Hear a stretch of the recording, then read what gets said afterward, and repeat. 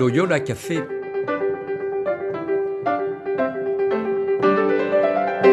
Loyola Café, on y discute philosophie et théologie.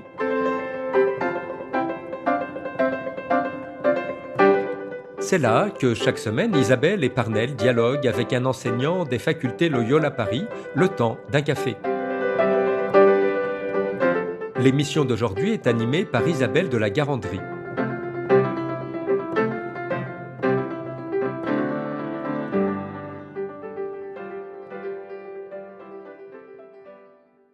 Chères auditrices, chers auditeurs, bonjour, bienvenue dans ce nouvel épisode du Loyola Café.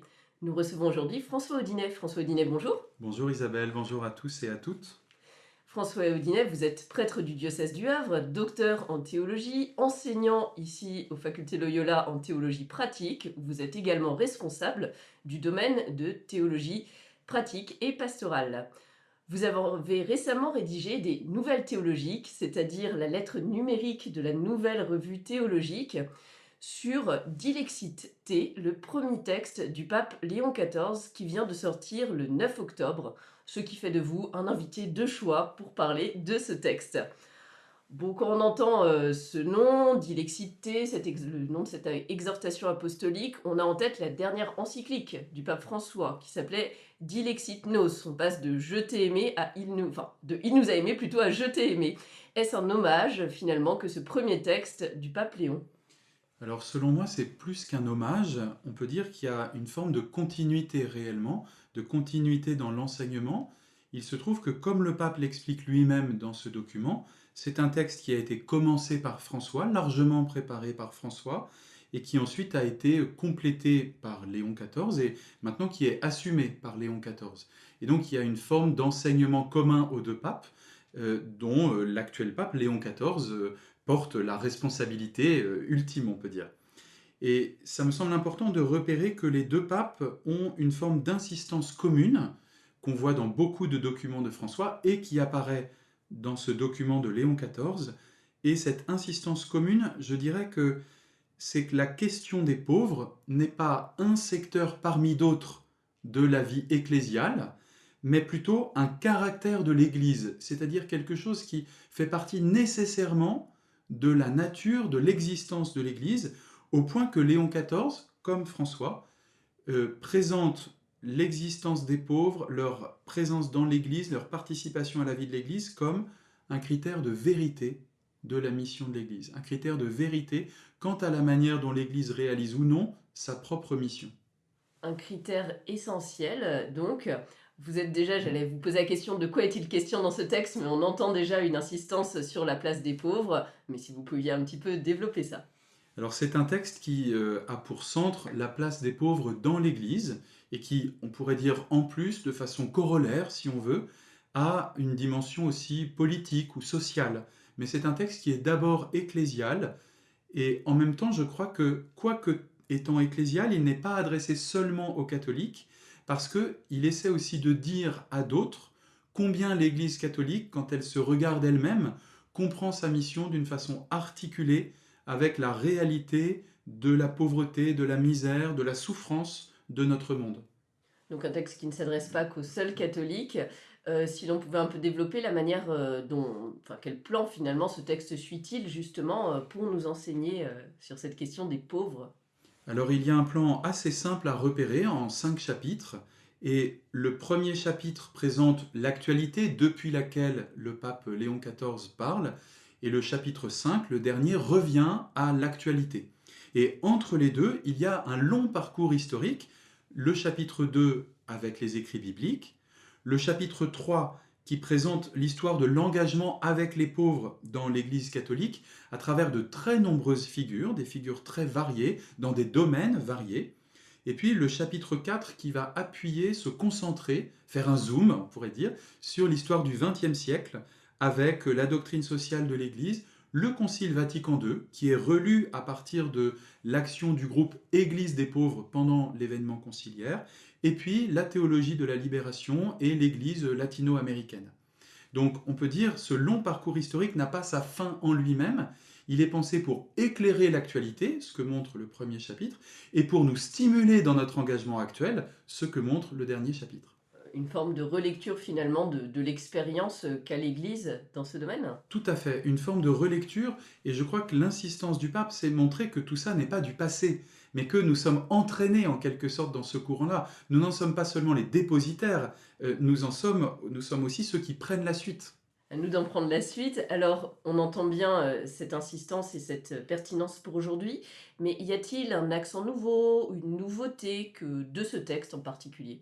Alors, je pense tout lecteur ou toute lectrice verra une facture assez classique dans ce texte, notamment à travers la place qui est donnée à l'histoire. Dès lors, la nouveauté, elle n'est pas majeure, apparaissant de façon massive, comme par exemple dans Laudato Si, si on pense à cette encyclique de François en 2015, mais il y a quand même des nouveautés qui, je dirais, sont des nouveautés d'accent, ce sur quoi le pape met l'accent. J'en repère quatre, très simplement. La première, c'est dans la manière dont Léon XIV relie l'histoire de l'Église, l'histoire de l'engagement avec les pauvres. En fait, il en fait une relecture très actualisante. Je donne un exemple simple. Quand il parle de l'histoire monastique, il insiste sur le fait que les moines et les moniales, étant des hommes et des femmes de prière, ont aussi la mission d'accueillir les pauvres, de faire attention à eux, etc. Et ça, il les relie en disant qu'ils ont combattu la culture de l'exclusion et qu'ils ont participé, je le cite, à une pédagogie chrétienne de l'inclusion. Alors on voit comment le paradigme exclusion-inclusion, c'est un paradigme tout à fait contemporain, et le pape ne le plaque pas de façon arbitraire sur l'histoire, mais il montre comment il peut faire cette relecture de l'histoire. Et donc, je dirais, l'accent nouveau ici, c'est de voir comment la longue histoire de l'Église nous inspire face à des questions très contemporaines. Un deuxième accent, c'est une confirmation, on pourrait dire, de l'enseignement de Benoît XVI d'abord, de François ensuite, c'est que le choix prioritaire des pauvres est un choix de Dieu. Le choix prioritaire des pauvres est fait par Dieu. C'est Dieu qui s'engage en premier vers les pauvres, vers ceux qui souffrent le plus, vers ceux qui sont écrasés. Et ça, c'est le chapitre biblique qui le montre en particulier. C'est-à-dire que le choix des pauvres n'est pas seulement un choix un peu secondaire fait dans certains secteurs de l'Église. Non, vraiment, il appartient à Dieu même. Il est un engagement divin. Un troisième accent, un peu original, je dirais qu'il se tient dans la politique, avec une dénonciation qui n'est pas abondante, mais qui est ferme, voire parfois très interpellante, sur la dénonciation d'une vie de confort coupée des pauvres. Et je trouve le pape insiste beaucoup sur le fait que l'époque du capitalisme où nous sommes peut dresser une sorte d'écran de fumée, une sorte de voile qui nous empêche de voir les pauvres. Et dès lors, sa critique des questions économiques ne se situe pas sur le terrain économique lui-même, mais plutôt sur le terrain des relations, en montrant comment une société de consommation, de confort, une société qui cultive beaucoup la réussite individuelle, peut empêcher la communication entre les pauvres et les autres. Et alors, en particulier, je trouve qu'ici, une originalité, c'est que Léon XIV est très conscient que l'Église est située à cet égard comme les autres corps sociaux. C'est-à-dire qu'elle n'a pas de privilège. Dans l'Église aussi, on peut s'aveugler sur l'existence des pauvres. Dans l'Église aussi, on peut s'aveugler sur la réalité de ce que vivent les pauvres et projeter sur eux des préjugés. Et le pape est assez sévère quant à ces préjugés qu'on projette, y compris dans l'Église. Et puis un quatrième et dernier accent qui prend la suite de François, mais je trouve avec des termes assez forts, c'est dire que les pauvres ne sont pas d'abord des objets de la charité des autres, ils sont des sujets. Ils sont des sujets agissant dans l'histoire, et le pape met en valeur leur résistance, leur travail pour survivre contre l'illusion de la paresse des pauvres, contre l'illusion que s'ils sont pauvres, c'est de leur faute. Il met en valeur leur énergie, leur force dans l'histoire, mais aussi il les montre comme des sujets de vie spirituelle, montrant comment les pauvres sont des maîtres d'évangile, et avec un petit accent sur les communautés pauvres, qui sont des sujets dans l'Église. Parce que sinon, dire que les pauvres sont des sujets agissants, ça pourrait paraître un peu lointain ou un peu une belle parole sans consistance, mais justement, il insiste sur cette présence des communautés pauvres dans l'Église.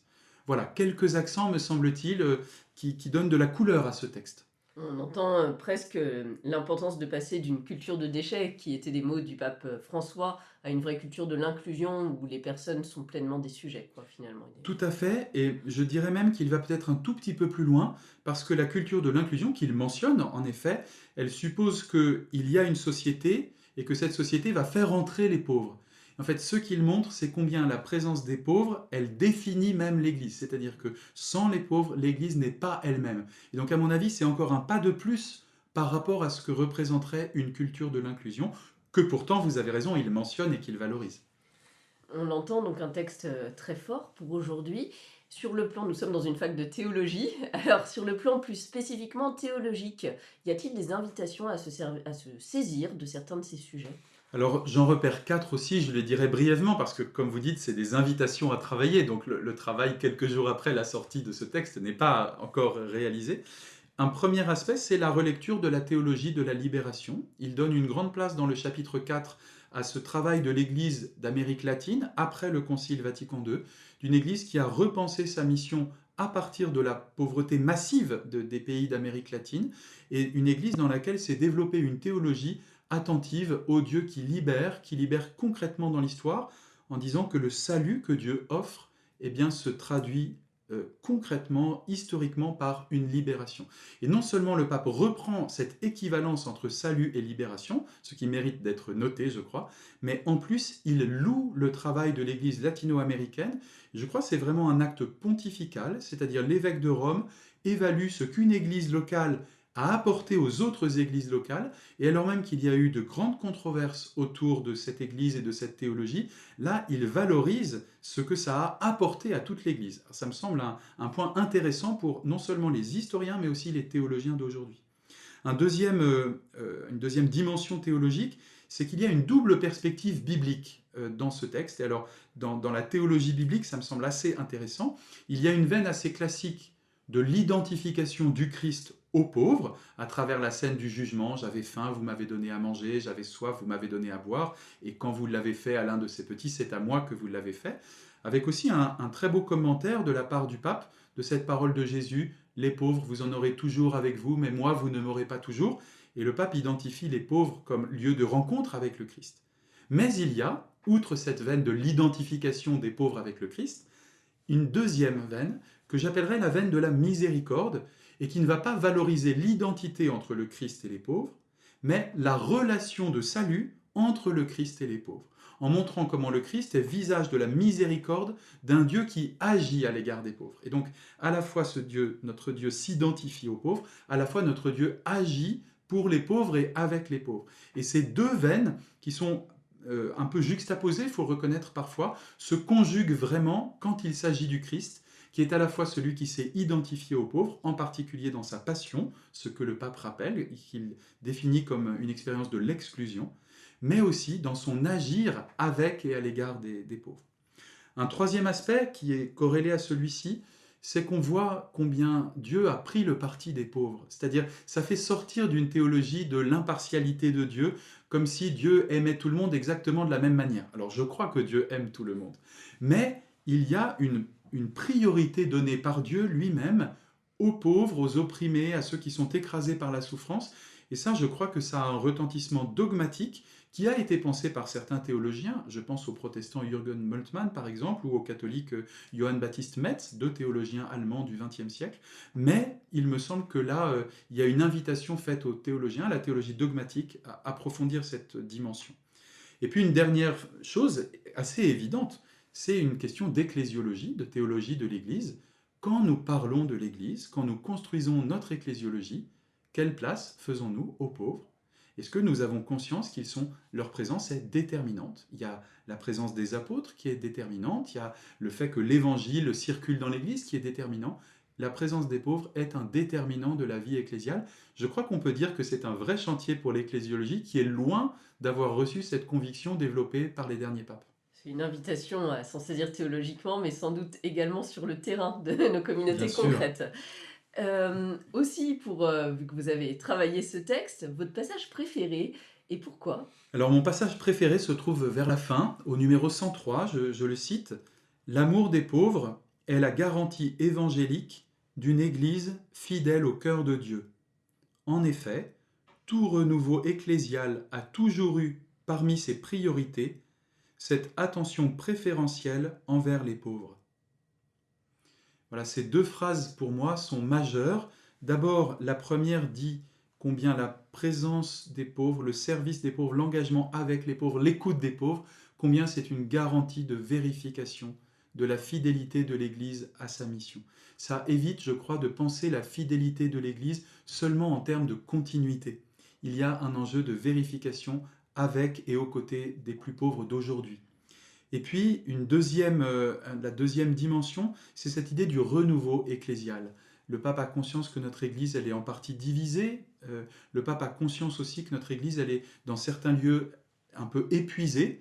Et cette idée que le renouveau ecclésial se fera au contact des pauvres et avec une préférence pour les pauvres, là, il me semble qu'il y a vraiment la vision d'un pasteur, d'un pasteur qui parle à l'Église dont il a la charge. Des invitations très fortes. Nous approchons de la fin du podcast, alors un mot de la fin pour nos auditrices et auditeurs. Alors je dirais il me semble qu'aux facultés Loyola, nous pourrons nous sentir encouragés dans une pratique de la théologie à l'école des plus pauvres que le département de théologie pratique essaie notamment de développer, avec d'autres. Je note aussi la session diaconie, une journée le samedi 24 janvier prochain, où nous aurons une journée de travail théologique sur des tableaux qui représentent la création du monde et qui ont été réalisés par des personnes en grande précarité. Alors ce sera, je pense, une journée assez originale, avec à la fois un grand contenu esthétique, pictural, mais aussi un vrai contenu théologique. Voilà, ce sera le 24 janvier. Merci beaucoup de ces invitations, François Audinet. Et quant à nous, chères auditrices, chers auditeurs, à bientôt pour un nouvel épisode du Loyola Café. Au revoir.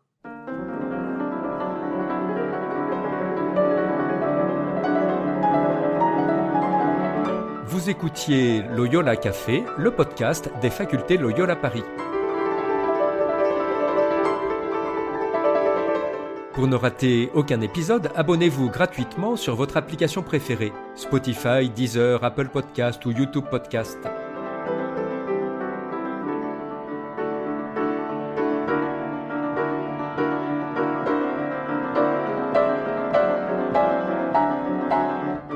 Et sur notre site internet www.loyolaparis.fr, découvrez l'ensemble de nos cours et conférences en philosophie et théologie. À bientôt.